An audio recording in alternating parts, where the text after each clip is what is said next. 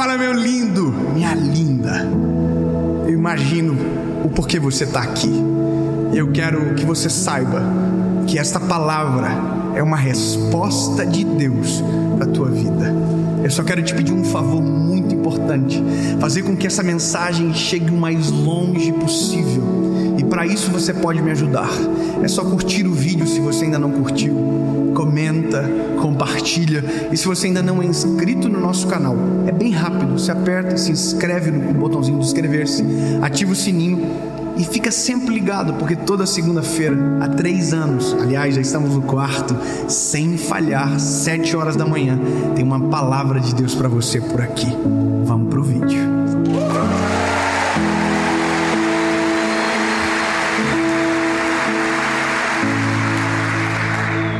Ruth, capítulo de número 1, versículo de número 20. Ruth, capítulo de número 1, versículo de número 20. E ela lhe disse: não me chamem de Noemi, mas me chamai de Mara, pois o Todo-Poderoso tem tratado eu de maneira amarga.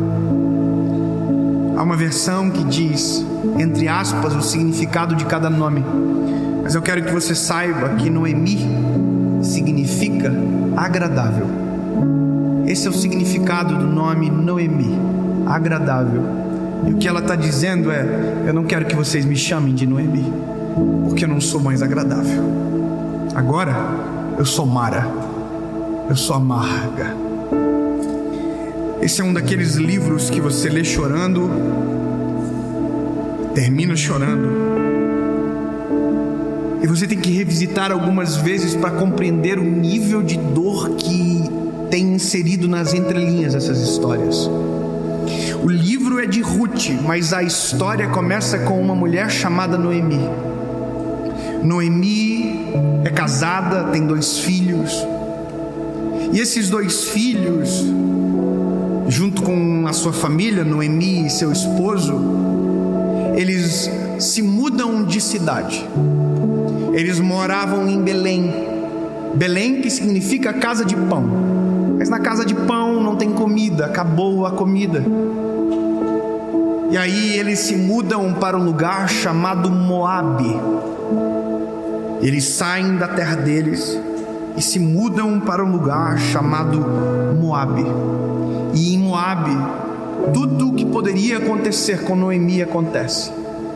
A primeira coisa, o seu marido morreu.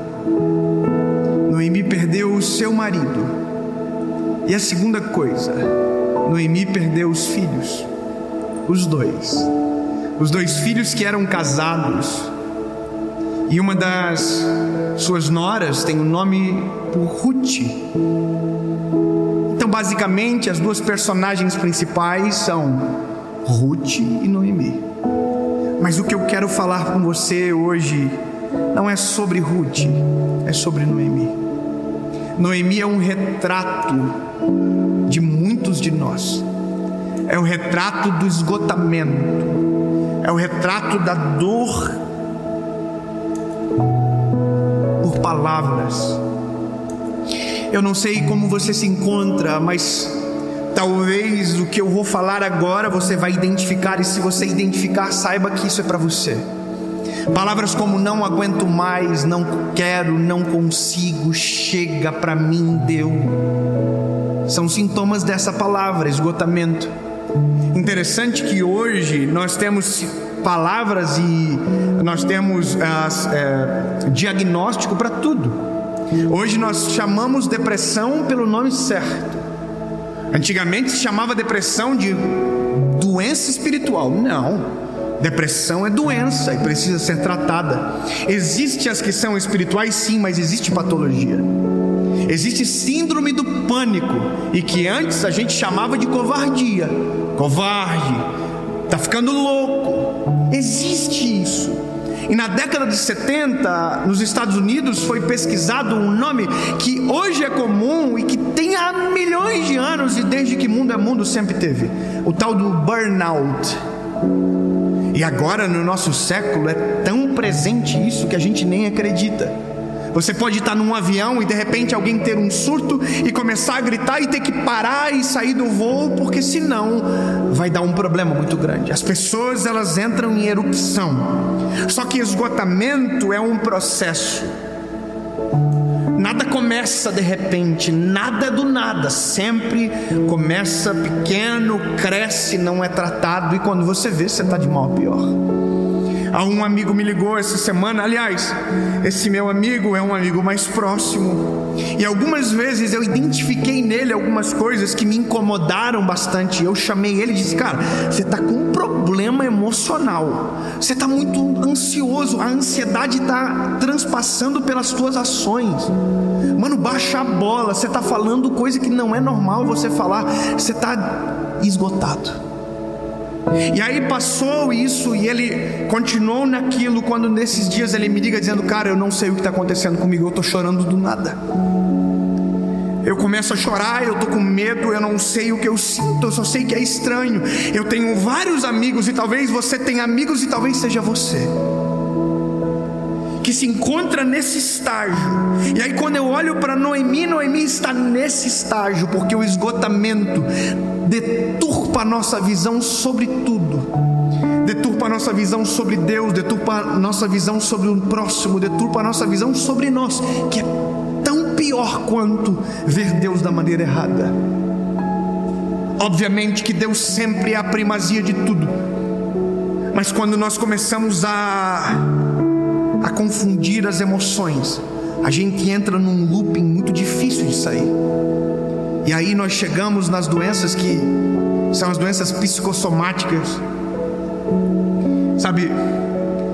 Depressão, síndrome do pânico. E eu não sou médico para falar de maneira profunda com você sobre isso, mas o que eu posso falar é sobre o esgotamento. E essa mulher é isso. Essa mulher, ela sai da terra dela, ela tem marido e ela tem filhos, e na terra onde ela vai, ela perde o marido e os filhos. Você imagina que você não quer sair da sua cidade para algo melhor, e quando você voltar, você está bem pior do que quando você saiu. Ninguém deseja isso. Isso é extremamente dolorido, vergonhoso. E a Bíblia diz que é isso que acontece com Noemi. Ela vai para Moabe, perde tudo, e agora ela sabe que em Belém voltou a comida e a prosperidade, e ela precisa voltar para Belém, só que agora sem nada. Você consegue imaginar a dor dessa mulher? Ter que fazer o mesmo caminho de volta, só que agora sem os filhos e sem o marido. Imagina como estão as emoções dela. Ela era Noemi agradável, mas agora ela está amarga. E a Bíblia vai dizer que no caminho para Belém, na volta para casa, ela olha para as suas noras, as suas duas noras, e ela diz: olha, gente, vocês não precisam me acompanhar. Vocês não devem me acompanhar, porque que esperança vocês têm em mim? Eu não vou ter mais filhos, e se eu ter filhos, vocês não vão esperar eles crescer para se casar com eles. Eu não tenho nada para oferecer para vocês, vão embora. E aí a Bíblia conta que as duas choraram, as duas noras, em alta voz, mas uma foi embora e uma ficou. E a que ficou é a Ruth. E eu quero ler para você o que Ruth diz. Ruth diz para ela: não me supliques para te deixar, ou para deixar de te seguir, pois para onde fores eu irei, e onde te alojares eu me alojarei. O teu povo será o meu povo, e o teu Deus será o meu Deus. Onde você morrer eu morrerei, e ali serei sepultada. Que faça assim o Senhor, e ainda mais, se algo que não a morte me separar de ti. Eu quero que você entenda o que isso significa. Nos períodos de esgotamento, a ajuda talvez virá de quem menos você espera. Para que você compreenda o que eu estou dizendo, Moabe, a terra de Moabe, de estrangeiros, era depreciada. O seu povo não tinha valor, diferente de Belém. O que pode vir de bom de Moabe? Pois bem, uma moabita chamada Ruth está olhando olhando para uma mulher em frangalhos e dizendo: eu não vou te abandonar, eu não vou deixar você padecer, eu não vou deixar você não vai ficar desamparada. Aonde você for eu irei, aonde você estiver eu estarei. O seu Deus será o meu Deus e o teu povo será o meu povo. Comece a suplicar para que Deus te envie amigos que não abandonem você na hora que você mais precisa. Comece a suplicar para que Deus coloque na sua vida Rutes que talvez sejam inesperadas, mas no momento de maior dor sejam na sua vida o bálsamo de memória que você não está sozinho. O esgotamento, ele é difícil de lidar, porque é o ápice de dor. Mas existem algumas coisas que nesses momentos são necessárias. E a primeira coisa é que você precisa de uma Ruth perto de você. Está entendendo? Que enquanto você ouve essa mensagem, Deus comece a trazer à luz quem é a Ruth na tua história. E se essa Ruth ainda não chegou, que ela chegue e que ela te faça lembrar que você não está sozinho nessa terra e que você não está desamparado, porque se a tua percepção é que todo mundo te desamparou, a palavra te lembra que sim, sempre haverá uma Ruth perto de você. Não, eu quero declarar isso para que você entenda: sempre haverá uma Ruth perto de você, em nome de Jesus. Se essa Ruth ainda não chegou, que ela chegue para te lembrar: você não ficará sozinha.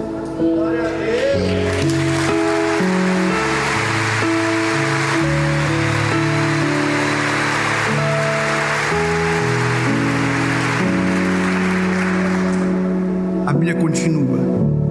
É a história de Ruth, é ela chegando, de Noemi chegando na cidade, e todas a chamando de Noemi. Oi, Noemi. Noemi, você voltou. Todo mundo está comovido com a dor dela, todo mundo sabe. Só que aí ela diz: não, gente, não, por favor, não me chamem de Noemi. Eu era Noemi antes de sair, mas a minha vida está destruída. Ela está dizendo, em outras palavras, isso: agora eu não sou mais agradável, eu sou amarga. É isso que eu sou, mas não é isso que ela é isso que ela enxerga. Entenda que às vezes o que você enxerga de você é uma imagem distorcida que a dor e as crises fizeram você enxergar. Mas o que nós enxergamos, o que Deus enxerga, o que as pessoas que te amam enxergam é totalmente oposto do que você vê. Se o que você vê é destruição, eu quero dizer que o que Deus vê é esperança. Se o que você vê é o fim, quem te ama vê como uma oportunidade de recomeçar. Você precisa apenas mudar a perspectiva de você sobre você e alinhar com a expectativa de Deus sobre a tua história. Deus, o que o Senhor vê, porque o que o Senhor vê é o que eu quero enxergar. Noemi se dizia amarga, mas Deus nunca viu Noemi amarga. Deus sempre olhou para Noemi e chamou ela de agradável. Sabe, Ruth nunca viu Noemi como Mara. Ruth sempre viu Noemi como Noemi. Então por que ela acha que é Mara? Porque ela está esgotada. E isso é o problema de tudo. Quando estamos esgotados, a nossa percepção se altera sobre tudo, sobre todos. Quando estamos esgotados, pensamos que não temos valor. Quando estamos esgotados, olhamos para um gatinho e enxergamos um leão. Os pequenos obstáculos se tornam grandes montanhas, e aquilo que é simples se torna uma calamidade. Estamos esgotados. Então, meu lindo, se esta é a fase que você se encontra, eu quero dizer que existe uma válvula de escape para você. E a válvula de escape tem nome.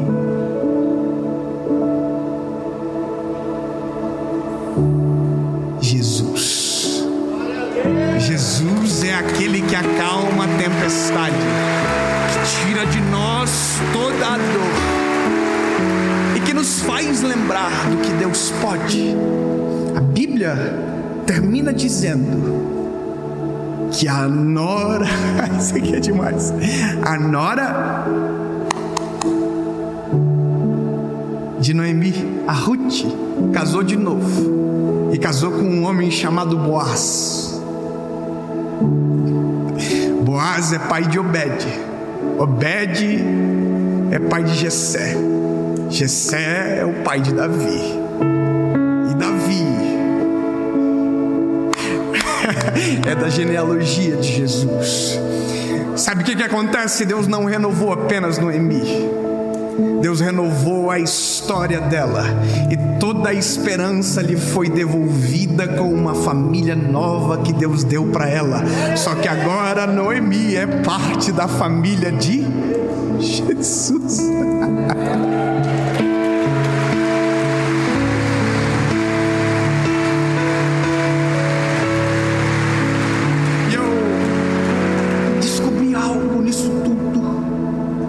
Noemi, me apaixonei por ela. A Bíblia diz: Deus mudou a sorte de Noemi, restaurou a esperança de Noemi. Ruth não abandonou ela, glória a Deus que não abandonou, porque a perspectiva dela mudou ao longo da história. Quando veio os netos, quando a família se refez, tudo mudou. Mas eu vou te dizer, tem gente que pensa que o esgotamento vem só dos dias maus. Não, o esgotamento também vem dos dias bons. Você acredita que é possível se esgotar na fase de maior sucesso da vida? E as pessoas não entendem isso. Tem gente que pensa que só o pobre tem isso. Não, lindo, o rico também tem. Aqueles que conquistam grandes feitos também têm. E se você não cuidar, se nós não nos cuidarmos, em qualquer momento a gente pode se esgotar sem saber. A Bíblia conta a história de um homem chamado Elias, que venceu os soldados, os profetas de Baal, na espada. Uma guerra que ninguém poderia dizer que alguém poderia vencer, e ele venceu. Só que quando a notícia chegou para Jezabel, Jezabel disse que ia matar ele.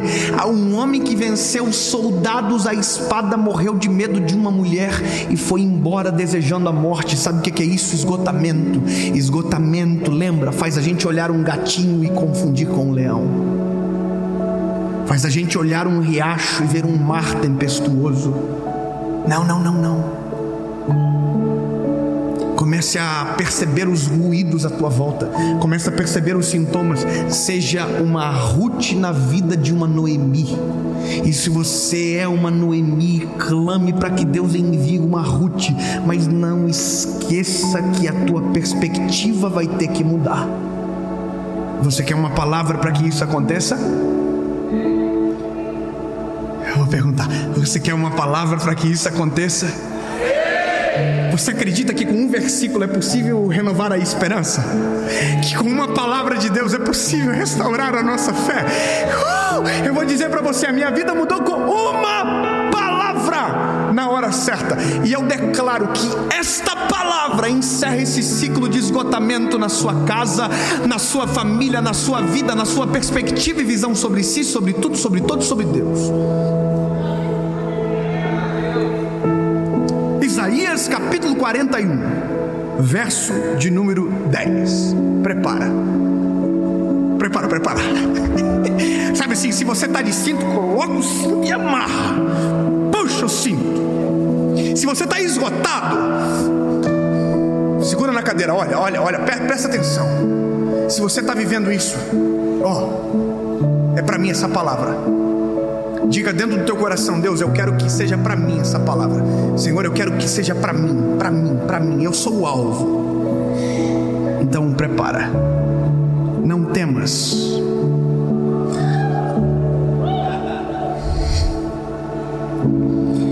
Não temas tu, porque eu estou contigo. Não estejas aterrorizado, porque eu sou teu Deus. Eu te fortalecerei, sim, eu te ajudarei, sim, eu te sustentarei com a minha minha mão direita.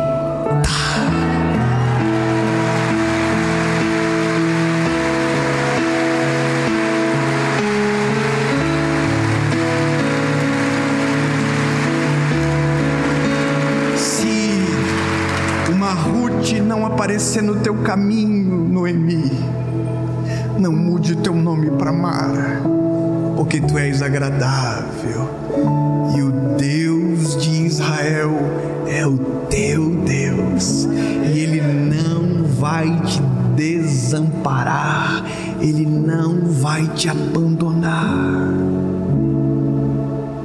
Teve momentos que eu precisava de uma Ruth, e a Ruth não chegou, mas teve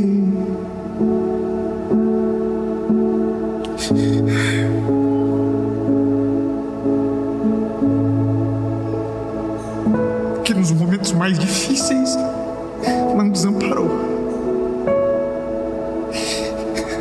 que nos momentos onde toda a esperança se esvaiu, não foi embora. Eu agradeço a Ti, Jesus, porque eu só estou aqui hoje, pregando a Tua palavra, porque o Senhor teve misericórdia de mim e transformou o meu pranto em alegria. Em Teu nome, Jesus, obrigado. E que da mesma maneira que isso veio sobre Noemi, assim também veio sobre Elias, quando ele estava na caverna e Deus entrou e disse: o que está fazendo aí, Elias? Sai da caverna, levanta, come e vai, porque o que eu tenho contigo é grande. Deus fala com você hoje: ei, sacode a poeira, levanta e se prepara, porque o melhor ano da tua vida só está começando.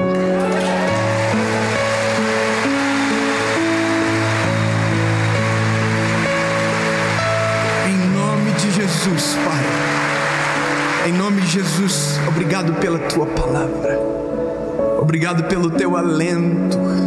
Enquanto eu oro agora, Jesus, tem gente nos carros, em ônibus, na sala das suas casas, sentadas no chão, prostradas aos Teus pés, Jesus, chorando na Tua presença. Senhor, que um bálsamo do Teu Espírito Santo conforte agora, console o coração dolorido, esgotado, e que tudo se faça novo, em nome de Jesus. Amém.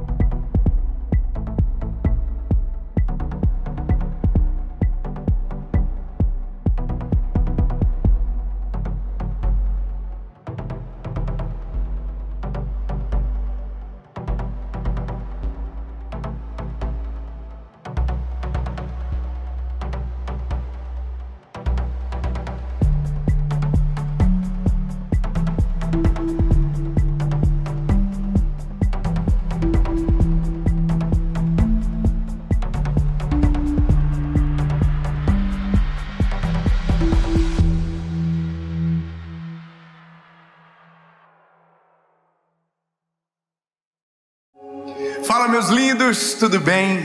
Essa é a nossa primeira mensagem da série Decisão. Portanto, seja muito bem-vindo. Eu tenho uma palavra de Deus para o seu coração e tenho certeza que essa série vai ser transformadora para a sua vida.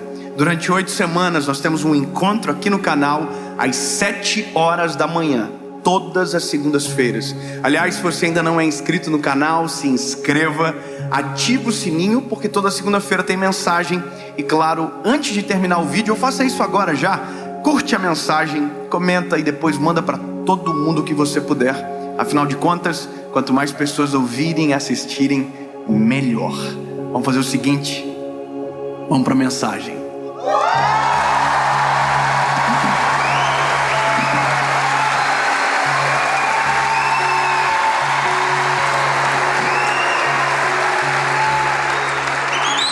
Parece que foi ensaiado aqui. Jó, capítulo de número 4, versículo de número 3. Esse texto vai nortear a nossa caminhada sobre um sentimento, uma palavra que sufoca muita gente, que já me sufocou durante um tempo, e que se a gente não cuidar, vira recorrente na nossa história, nos aprisiona, cega os nossos olhos, que é a palavra desânimo, que é muito mais do que uma palavra, é uma sensação que nos rouba a fé, a esperança e tira o brilho dos nossos olhos. O texto é de Jó 4, é o capítulo, versículo é o 3, diz o seguinte: eis que instruístes a muitos e fortalecestes as mãos fracas. Tuas palavras seguraram o que estava caindo, e tu fortalecestes os joelhos debilitados. Mas agora isso vem sobre ti e te enfraqueces. Ela toca em ti e te perturbas. Não é este o teu temor, a tua confiança, a tua esperança, ou a retidão dos teus caminhos? Sabe, quem está ouvindo isso é Jó. Jó está ouvindo isso de um amigo dele. O amigo se chama Elifaz, ou Elifaz, não sei. Só sei que é esse amigo que está olhando para Jó, depois de todo o cenário de calamidade da vida dele, dizendo: peraí, você, pelo que eu me lembro, tinha palavra para todo mundo. Quando alguém estava caído, você tinha palavra para que aquelas pessoas se levantassem. Quando aquelas pessoas estavam tristes, você trazia o ânimo. E agora que você está caído, as tuas palavras não servem para você? Eu não sei como vocês entendem isso, mas já parou para observar que tem coisas que a gente só acredita com os outros? Tem coisas que a gente só acredita para alguém, mas não sobre nós. Que existem palavras que a gente é profissional em dizer sobre a vida dos outros, mas que quando chega na nossa vez de crer, na nossa vez de viver, a gente não consegue acreditar de verdade. Ou seja, me parece que às vezes a nossa fé só é funcional quando é o outro que está por problemas, mas quando é na nossa vez, tudo o que nós cremos, a gente esquece. E é sobre isso, é sobre um sentimento que rouba a fé, que rouba toda a nossa pregação, e isso é muito perigoso, porque pregamos lindamente, mas quando é na nossa vez, nenhuma palavra pregada serve para nós. E é isso que eu me deparo nessa história, e que de verdade, de maneira humilde, reconheço que já me deparei na minha vida também. No dia que nenhuma das palavras que eu havia pregado serviriam para mim, de tudo aquilo que eu cria para aquele momento, parece que não era para mim, mesmo sendo completamente direcionado para o meu coração. Jó teve perdas irreparáveis. Se você olhar a história de Jó, você agradece a Deus pela sua vida.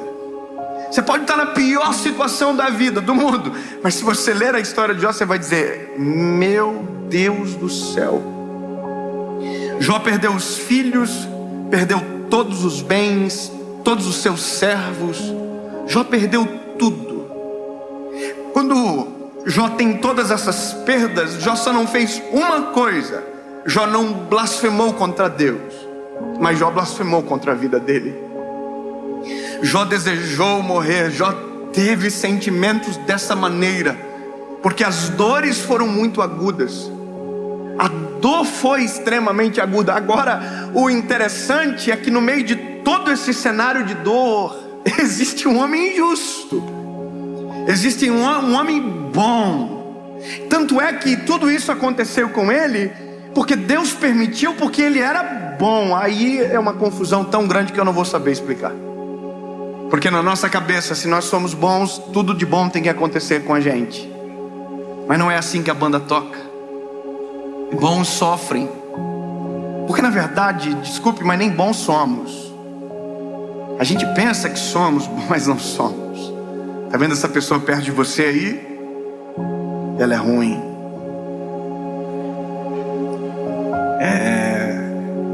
Parece boazinha, mas não é. A nossa natureza, ela é ruim. Sem Jesus, meu Deus do céu, Jesus é o que vem, aplaca essa nossa maldade que carregamos, equilibram as coisas. É só Jesus que pode fazer. Aliás, é só Jesus que tem interesse por nós. É só Jesus. Então, quando eu olho para um cenário como o de Jó, eu olho para a história, para o desânimo, para a batalha, para a luta. De verdade, eu confesso que se fosse a gente não ia saber muito o que dizer. Confessa, como que eu chego para uma pessoa que perdeu tudo e digo: olha, eu até nem sei o que eu vim fazer aqui.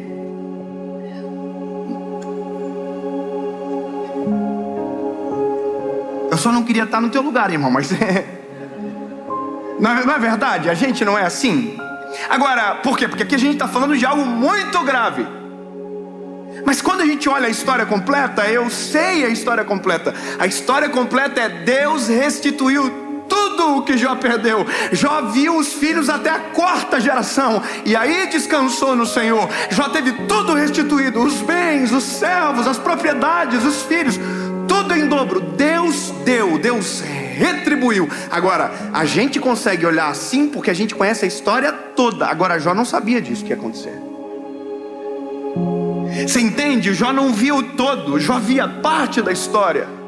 E a parte da história que ele estava era aquela parte onde ele perdeu tudo, e ele não consegue ver para onde vai, o que vai acontecer. E esse é o cenário às vezes da nossa história.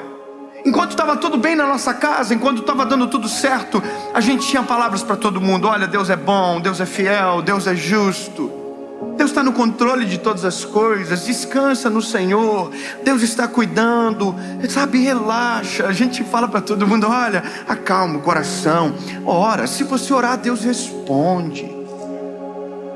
Só que em um determinado momento da história, o jogo vira. E eu chamo isso de dia mau, de vale. E a primeira coisa que a gente precisa ter a ciência e a noção é que sim, a vida é feita de montanhas e de vales. E que um dia estamos na montanha e talvez no outro dia estejamos em algum vale. Mas o vale não é um lugar para morar, o vale é um lugar para passar. Deserto não é um lugar para morar, deserto é um lugar para passar.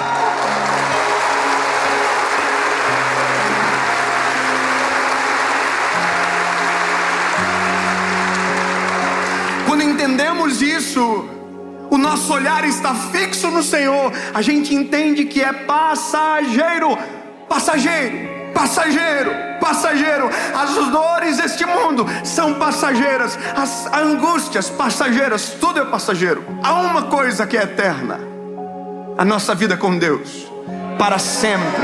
Isso é eterno. O problema é o dia mau.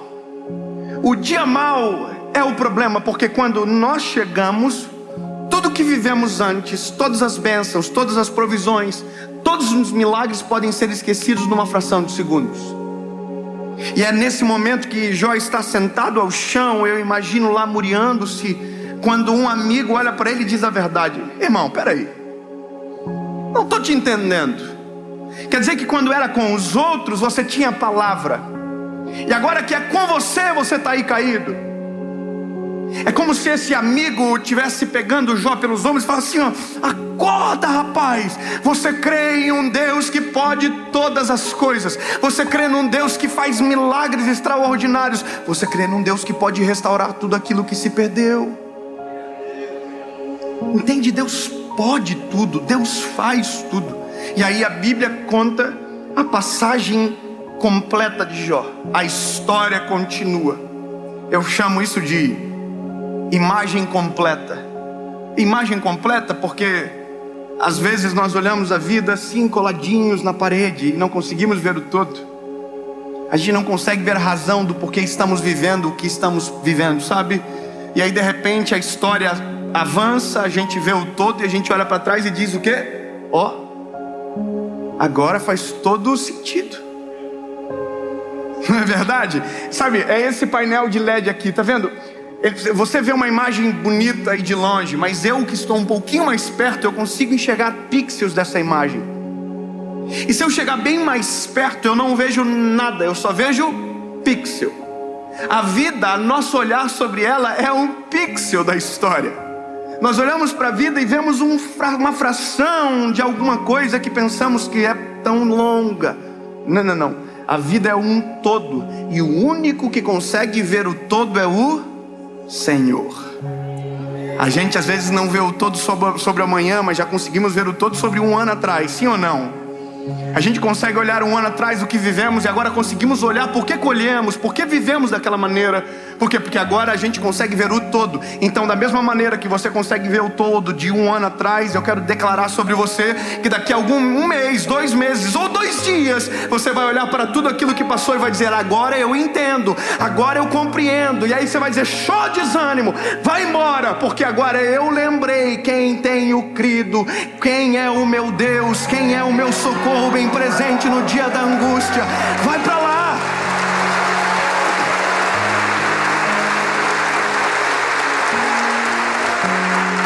Porque o sentimento de Jó, de verdade, não é a ausência de Deus que causa. Esse sentimento em Jó não é a ausência de Deus, não, é o acréscimo de um sentimento: desânimo. E o desânimo me faz imaginar que Deus está ausente. Entendeu? Deus nunca está ausente, mas o desânimo me faz crer que Ele está ausente. O medo me faz crer que Ele não está na história. Medo e desânimo se confundem em algum momento. Diferença é que o medo me faz correr muitas das vezes, e o desânimo sempre irá me paralisar em alguma parte da história. Eu chego aqui a nossa realidade, para nós. Quando o dia mal bate na nossa porta, quando a história difícil acontece com a gente. Deixa eu te fazer uma pergunta. Quantos aqui hoje, de maneira sincera, estão passando por um processo de luta, de provação? Levante a mão. Eu queria muito que você levantasse a mão de novo e todo mundo olhasse à volta. Olha quantas pessoas. Essas pessoas que estão com as mãos levantadas não estão dizendo que estão vivendo os melhores dias da vida delas. Elas estão dizendo que estão passando por um processo de provar. Então a primeira coisa que você tem que saber: não é só contigo, lindo. Não é só com você. Não é só na sua casa que tem prova. Não é só na sua casa que tem luta, não. Todos nós aqui, na sua grande maioria nessa noite, estamos passando por alguma batalha. E sabe o que é a loucura? Que uma batalha termina, outra começa. Nós sempre estamos em uma nova batalha. Eu sei que, não, eu não quero mais. Não, lindo, são as batalhas que geram pessoas poderosas, extraordinárias. São os processos doloridos que transformam as histórias.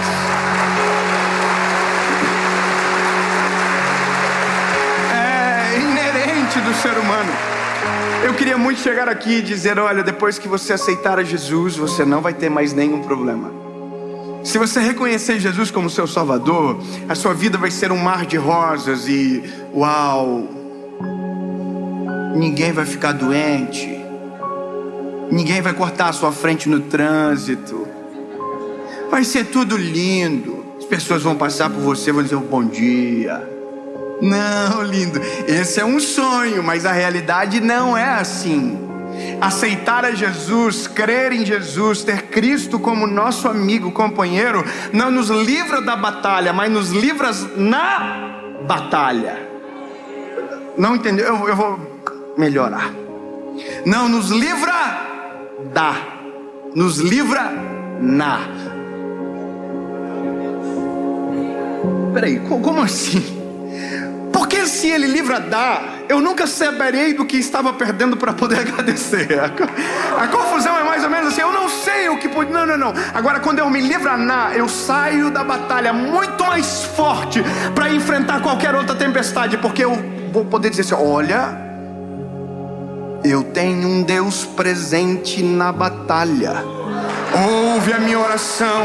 Sabe, é a loucura da vida. É difícil tentar explicar, mas é assim que a gente tem que crer, porque essa é a realidade. Eu tenho 31 anos de idade. Parece menos? Oh, obrigado, Jesus. Vocês não sabem nem disfarçar. Mas escute isso aqui. Eu aceitei Jesus com 19 anos de idade. Eu tinha 19 anos quando eu me choquei com o Criador. E sabe qual é a loucura? Foi um dos piores dias da minha vida. Foi muito dramático. Eu já contei essa história muitas vezes. Foi o pior dia. Mas ao mesmo tempo que foi o pior dia, também foi o melhor dia. Porque foi quando eu me conectei com o Criador e a minha vida mudou dali para sempre. E aí eu aceitei Jesus e a minha vida mudou. A pergunta é, ou a constatação, é que naquele momento criou-se talvez uma expectativa que não haveria mais sofrimento na nossa casa. Aparentemente é isso que muitas de nós pensamos. Agora acabou e não acabou. Não acabou porque as batalhas, elas permanecem, elas continuam. Os problemas vêm. Só que agora a perspectiva de resolução de qualquer problema é totalmente diferente.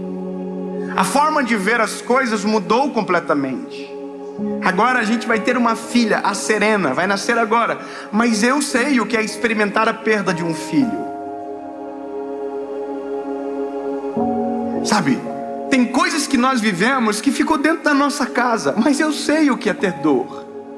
E todos nós aqui sabemos. Agora a única coisa que nós não podemos deixar acontecer é sermos paralisados pelo desânimo para roubar a nossa fé. Porque o desanimado, meu lindo, ele é extremamente perigoso. Sabe por que ele é perigoso? Porque ele pode dar um fim naquilo que era apenas o começo. O desanimado, ele pode perder a fé naquilo que Deus estava prestes a agir. Ele pode abandonar tudo, sendo que estava prestes a ser transformado. Porque de repente a gente diz: oh, por que tudo isso acontece só comigo? Você já viu, não é só com você, é com muita gente. Então o desânimo precisa ser vencido. O desânimo precisa ser mandado embora. E eu ouvi uma expressão que marcou o meu coração. O desânimo é como uma areia movediça. Você já viu aqueles filmes que aparecem um cenário de areia movediça? A pessoa pisa e ela começa a afundar. Você já viu isso, sim ou não?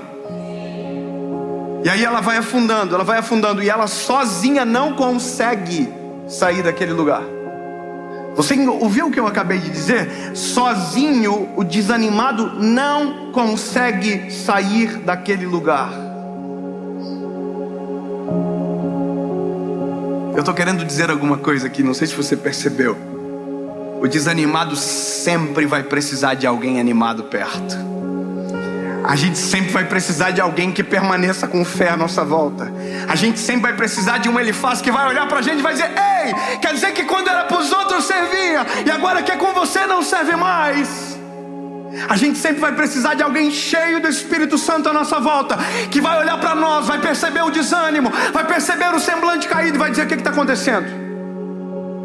Qual é o teu problema? Levanta a cabeça, eu vou orar com você. Eu não vou deixar você desistir. O desânimo vai ser vencido no nome de Jesus. Acorda, sacode a poeira, sai dessa situação. Sabe o que é isso? É a mão de alguém cheio de Deus arrancando você da areia movediça do desânimo. É dizendo: sai fora, você não vai afundar mais, não na minha frente, levanta, sai.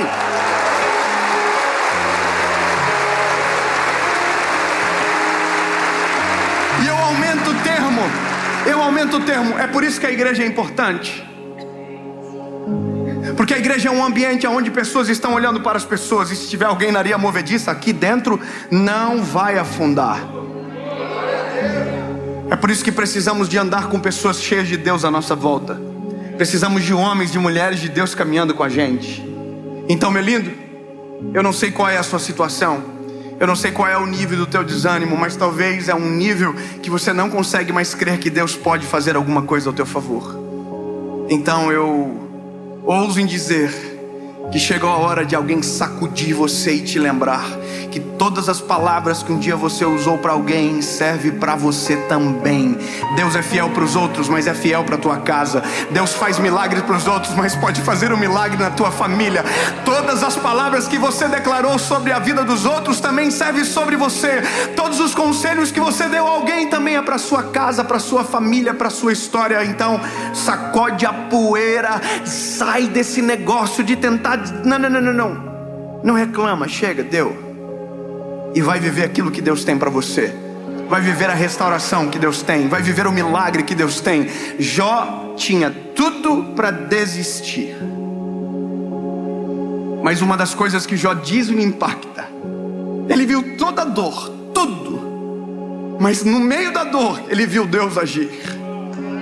No meio da dor ele viu Deus colocar as mãos. E aí a história termina quando Jó declara: antes eu só te conhecia de ouvir falar. Agora, porém, os meus olhos te veem. Sabe, tudo que era teoria agora é prática. Agora os meus olhos te veem. Eu quero declarar sobre você que no final dessa provação, quando você sacudir a poeira, que você acordar desse desânimo, você vai poder dizer exatamente o que Jó falou: antes eu só conhecia de Deus a partir de ouvir falar, mas agora os meus olhos podem ver.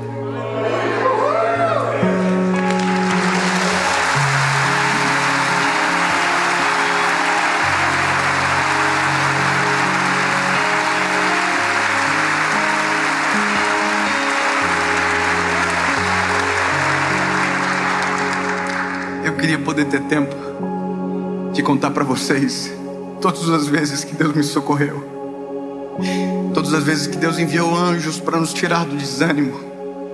São tantas as histórias, mas a prova que elas aconteceram e deram certo é porque eu estou aqui continuando. Estou aqui pregando a palavra. Só que eu não posso esquecer que tudo que eu estou falando para vocês tem que servir para mim também.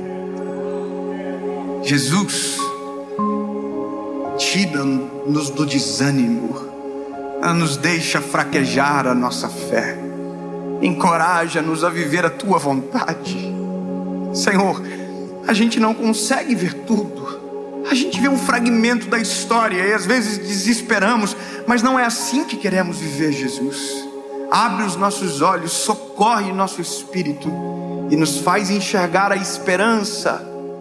Em nome de Jesus, que agora, Senhor, dentro dos lares, onde tiver alguém assistindo, que seja socorrido pela tua presença, e que o brilho nos olhos volte, e que uma luz no fim do túnel apareça, em nome de Jesus. Amém.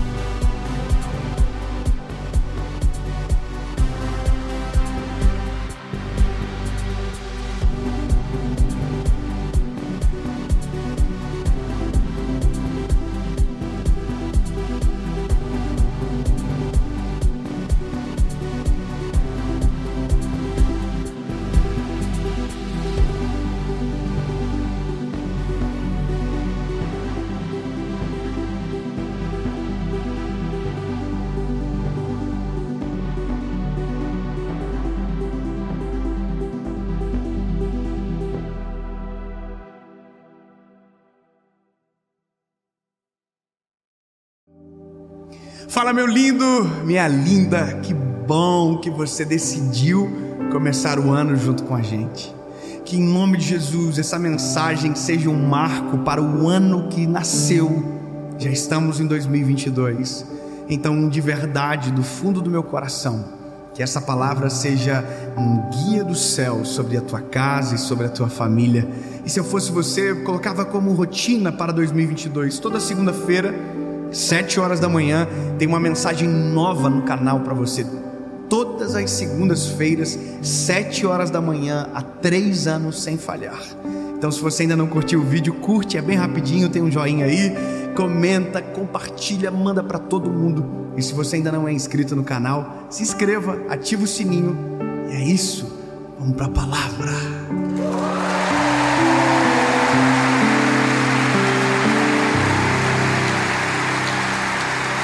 Um ano se passou e vocês ainda estão top. Aí, piadinha ruim. Isaías, capítulo de número 43, versículo de número 19. Diz a palavra: eis que eu farei uma coisa nova. Vamos de novo. Não pode que você não ficou feliz.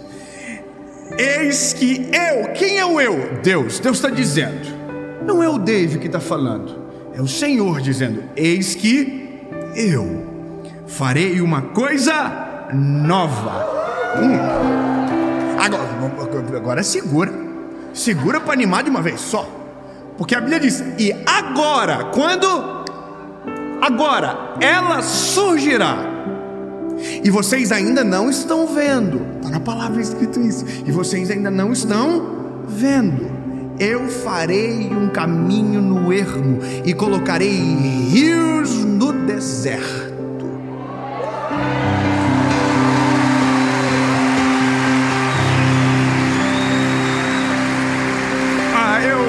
Eu vou parafrasear para você nunca mais esquecer do texto. Nunca mais. Em 2022, Deus fará uma coisa nova na vida de vocês. E vai começar agora. Talvez vocês ainda não estão vendo, mas em poucos dias verão que Ele fará. Ele colocará um rio no ermo e caminhos no meio do deserto. Aleluia! Só que para isso acontecer, algumas compreensões precisam ser posicionadas. Nós temos um problema crônico. Nós somos extremamente saudosistas. E eu não estou falando do saudosista que tem saudosismo para gratidão, não. O saudosismo que é saudosista para lembrar dos dias de dor. Eu não quero que 2022 a gente revisite as pautas de 2021. Você está entendendo o que eu estou falando? Eu quero que você compreenda que o que fica para trás, de verdade, fica para trás. O apóstolo Paulo vai dizer uma coisa para a igreja de Coríntios. Ele diz: joga o fermento velho fora, porque senão vai azedar toda a massa que é nova. Ele está dizendo: massa nova não se faz com fermento velho. A Bíblia mesmo diz: olha, não se coloca vinho novo em odre velho, porque senão o odre velho quebra. Sabe o que isso me diz? Que para que a gente viva aquilo que é a promessa dessa palavra, ou esse novo ciclo, um outro ciclo vai ter que se fechar de vez por todas. O que ficou para trás vai ter que ficar para trás de uma vez por todas. Você compreende o que eu estou dizendo? Nós, pela palavra, pela cronologia dos fatos, a gente tem esse problema. E não é mole, meu lindo. Tem gente que vive a vida inteira com muletas que absorveram para a sua história, para justificar as suas péssimas decisões e a sua vida. Eu confesso para você, a gente que trabalha com pessoas e que são jovens e pessoas mais velhas às vezes, a gente percebe que a maioria dos problemas não são novos, são cíclicos. Como assim? São problemas que são cíclicos e que às vezes vêm de geração em geração. Vem do vô que passou para o pai, que passou para o filho, e o filho agora gerou um filho e está colocando sobre o filho o mesmo mal que recebeu. Entenda que às vezes nós não seguimos em frente, porque ciclos não são fechados.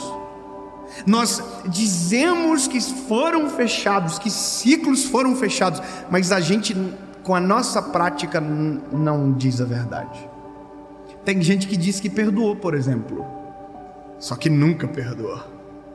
Tem gente que diz que perdoou, mas só de ouvir o nome do fulano arrepia. Tem gente que diz que perdoou, mas Deus o livre se ele chegar no lugar que eu tiver, capaz de eu avançar. Nossa, que anjo. E é por isso que você nunca vive nada novo, porque o teu coração está preso num episódio do passado.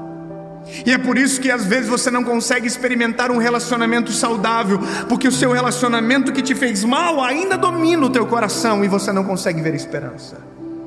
O seu chefe anterior, o seu trabalho anterior. Você entende que tem pessoas que vivem isso a vida inteira e não rompem. Então quer dizer, Deus pode falar: eis que eu farei uma coisa nova. Mas se você quiser ficar com o velho, Deus vai dizer: tá bom, lindo, mas esse é o teu problema. Se é o que você quer, tudo bem, mas esse é o teu problema. Depois não diga que eu não faço tudo novo, se foi você que escolheu viver o velho. Tem uma música, um louvor que diz: adeus ano velho, feliz ano novo. Acho que é uma irmã que canta, não sei o nome dela, mas isso é de verdade. A palavra adeus, ela é muito significativa. Adeus é: fique para sempre para trás. Um dos episódios que eu amo da palavra e que ministrei há poucos dias em alguma das séries foi sobre quando o povo de Deus passa pelo Mar Vermelho em direção à Terra Prometida.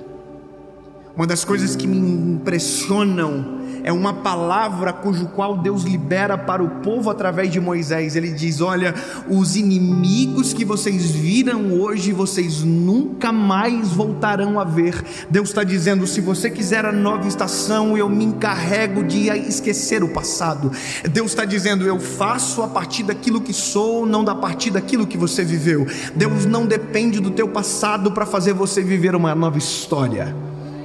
Porque às vezes tem gente que diz: nossa, mas olha o que eu vivi até agora. Se Deus entrar na história hoje, o que você viveu até agora não importa mais. O que vai importar é o que você vai viver depois que Ele entrar. Então, lindo, 2021,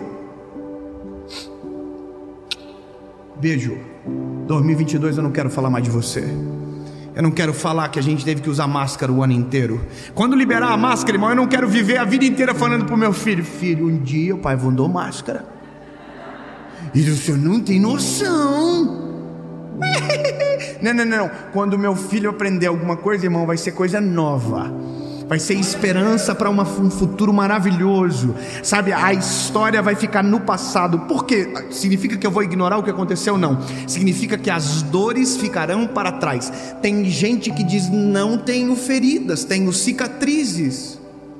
Mas se as cicatrizes doem, é porque elas não estão curadas. Elas ainda são feridas abertas que carecem de cura. Se você diz que perdoou, mas ainda dói, é porque não cicatrizou, porque cicatriz não dói. O que dói são feridas abertas, e feridas abertas administradas não curam. O que fica para trás tem que ficar para trás. O que é perdoado tem que ser perdoado. O que é passado tem que ser passado de uma vez por todas, porque senão os ciclos não se fecham e a gente apenas repete aquilo que aconteceu. Eu vou te contar uma história. A história da vaquinha.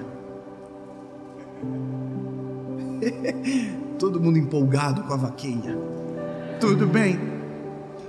Havia um sábio cujo qual decidiu levar o seu aprendiz em uma jornada de sabedoria. Decidiu mostrar sabedoria para o servo dele no caminho.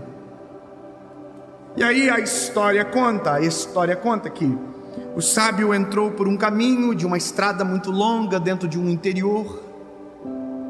E caminhou durante várias horas num lugar muito ermo, até que, quando tiveram sede, pararam em uma casa, que na frente havia um pé de ingá, uma árvore frutífera, cujo qual eles pararam, chamaram pelo dono da casa. O dono da casa saiu para fora e eles pediram um copo de água, o sábio e o aprendiz. O sábio pediu: olha, tem como você me dar um copo d'água? O dono da casa disse prontamente: claro, fique tranquilo, eu trago. Só que enquanto o dono da casa saiu, o sábio e o aprendiz ficaram olhando a situação da casa. E a casa era uma casa velha, mal cuidada, caindo aos pedaços. Nem a árvore que ficava em frente à casa era bem cuidada. Tudo era velho, tudo era feio, tudo era estranho. Quando o dono da casa voltou com um copo da água, o sábio tomou água, o aprendiz também, e eles perguntaram para o dono da casa: o que vocês fazem aqui? Por que vocês moram nesse lugar? E aí o dono da casa começou a se lamuriar e contar a sua história, as suas histórias tristes. Ele disse: olha, infelizmente foi o que a vida nos reservou. A vida seleciona quem vai ser abençoado e quem não vai ser abençoado. Infelizmente é isso que a vida nos reservou. Ele perguntou: mas como vocês vivem? Não, a gente tem uma vaquinha, ela não está aqui agora. E a gente tem uma vaquinha, que essa vaquinha dá leite, e essa vaquinha sustenta toda a nossa casa. O sábio e o aprendiz olharam: sério? Sim, a vaquinha dá leite, a gente bebe do leite um pouco, vende outro tanto, e com o dinheiro que a gente vende, a gente compra um pouco de comida que nos faz sobreviver e viver da forma que a gente vive. Ok, o sábio despediu do dono da casa, deixou ele e a sua família, que tinha muitos filhos, vivendo naquela situação de miséria. E ele e o aprendiz continuaram no caminho, quando entraram em um lugar perto de um precipício e viram, sabe o que? A vaquinha. Oh, que linda! Você está comigo? Eles viram a vaquinha. Aí a vaquinha estava na beira do precipício. O viajante sábio e o seu aprendiz olharam para aquilo, e o aprendiz disse: se essa vaquinha cair do precipício, acabou com a família. E o sábio olhou para a vaquinha, olhou para o aprendiz, olhou para o caminho, não tinha ninguém vendo, e empurrou a vaquinha do precipício. Eu sei que você está assim: nossa, que crueldade com a vaquinha. É só uma história, tá? Fica tranquilo. Tem gente já querendo o endereço da vaquinha, o Instagram. Não, era uma história. O aprendiz ficou tão chateado como a expressão facial de vocês. Que absurdo matar a vaquinha! Por que o senhor fez isso? E o sábio permaneceu em silêncio, seguiram a jornada, e a história acaba assim: a vaquinha morreu.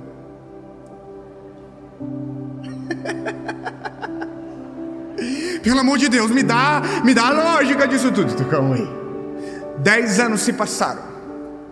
O sábio partiu, foi embora dessa terra, e o seu aprendiz tomou o mesmo caminho, pela mesma estrada longínqua, pelo mesmo lugar ermo. Quando caminhando pelo mesmo caminho, deparou-se com uma casa linda. A casa era linda, tinha um bosque à frente, um pomar ao fundo. Agora tinha vários animais, tinha vacas, tinham cabritos, ovelhas, e tinha um pé de ingá na frente. O aprendiz ficou incrédulo com aquilo e pensou: alguém veio para cá e mudou a situação desse lugar. É um novo morador nessa casa. Aí o aprendiz chegou, bateu palma, e o dono da casa saiu. E o aprendiz ficou espantado, porque o dono da casa era o mesmo dono de 10 anos atrás. O aprendiz olhou e disse: não estou entendendo. O senhor é o mesmo que morava há 10 anos atrás aqui? E o dono da casa disse: sim, sou eu. E cadê os seus filhos? Meus filhos estão aqui. E a sua esposa, ela está aqui. E essa casa? Essa casa é minha. O senhor não trabalha para ninguém aqui? Não, essa casa é minha. Então, deixa eu te contar uma história. Há 10 anos atrás, eu passei aqui, o senhor lembra de mim? O dono da casa olhou, não me lembro. Aí ele falou, então eu pedi água.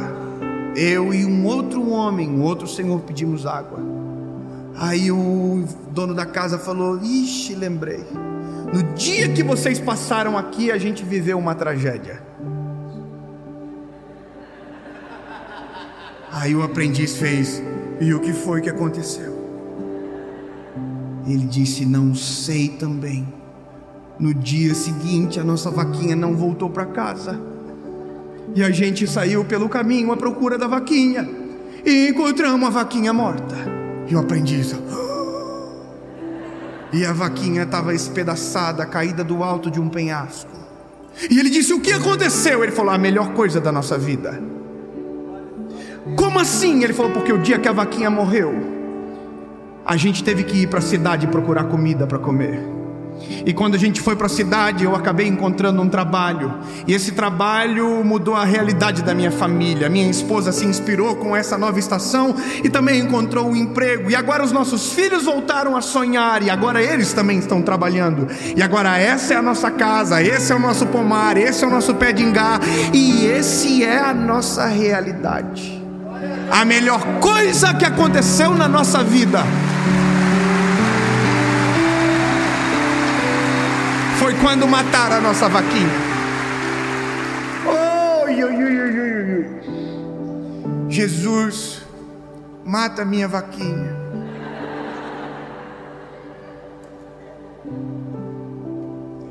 Para alguns ciclos se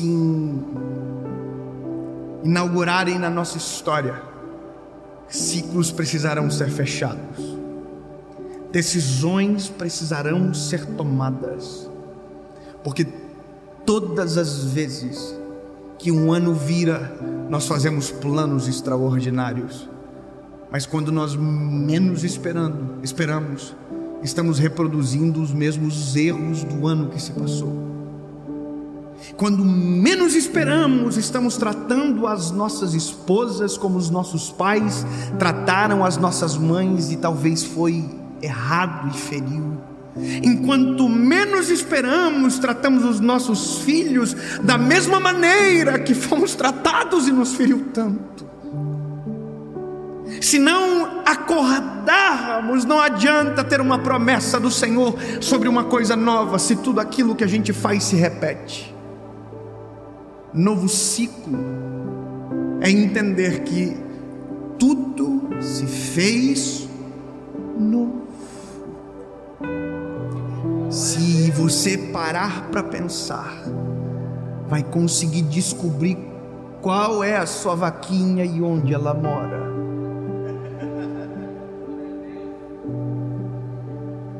E não é quem você está pensando. Genro.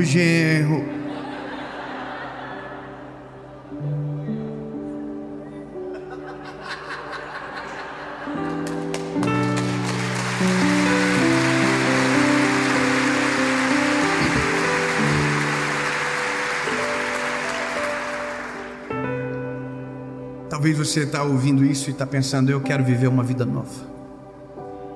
Eu estou cansado de viver uma vida cíclica, onde erros são repetidos, onde me parece que nada muda. Então hoje, eu espero que você tenha entendido, de uma vez por todas, que Deus só fará uma coisa nova, quando aquilo que é velho desaparecer do teu coração. Se você quer relacionamentos saudáveis, resolva os relacionamentos doentios e tóxicos. Se você tem que pedir perdão, peça. Se você tiver que liberar o perdão, libere o perdão. Mas ninguém é feliz administrando dores que precisariam ser sanadas e curadas. Ninguém consegue seguir em frente, meu lindo. Não existe seguir em frente quando a gente carrega conosco amuletos da vida velha. quando a gente carrega conosco marcos que deveriam ser apagados e esquecidos. Jogue fora aquilo que te fere. Deixe para trás aquilo que tem que ficar para trás. Meu lindo, entenda de uma vez por todas: está na hora de a gente tratar o passado como passado, não como uma prisão do nosso presente ou uma sentença sobre o nosso futuro. Passado tem o nome de passado porque ele passa, e se passou, ficou para trás, não nos acompanha no presente, quanto mais no nosso futuro. Então, no teu presente, diga: Jesus, apaga o meu passado e permita que isso seja tirado de você. E na mesma frase diga: Jesus, prepara o meu futuro, porque os meus olhos não estão mais voltados para trás, meus olhos agora estão voltados para a tua vontade. E 2022 será o melhor ano da minha vida.